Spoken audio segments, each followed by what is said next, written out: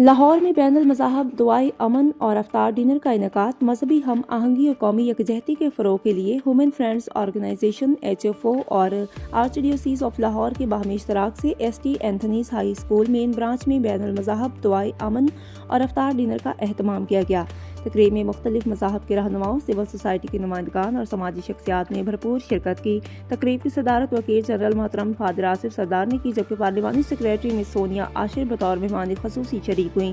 Human friends organization کے صدر جناب ساجد کرسٹوفر نے معزز مہمانوں کا خیر مقدم کرتے ہوئے کہا کہ پاکستان کی خوبصورتی اس کی مذہبی و ثقافتی تنوع میں ہے، جسے باہمی احترام اور مکالمے کے ذریعے مزید مضبوط بنایا جا سکتا ہے۔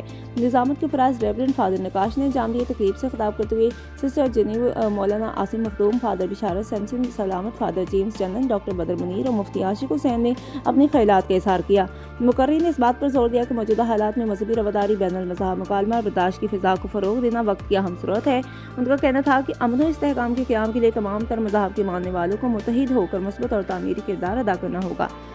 شرکاء نے اس عزم کا اظہار کیا کہ ایسے پروگرام معاشرے میں غلط فہمی کے خاتمے اور بھائی چارے کے فروغ میں اہم کردار ادا کرتے ہیں۔ تقریب کا اختتام مشترکہ دعائے امن اور افطار ڈنر پر ہوا، جو مختلف برادریوں کے درمیان یکجہتی اور پرامن بقائے باہمی کے عزم کی عملی تصویر تھا۔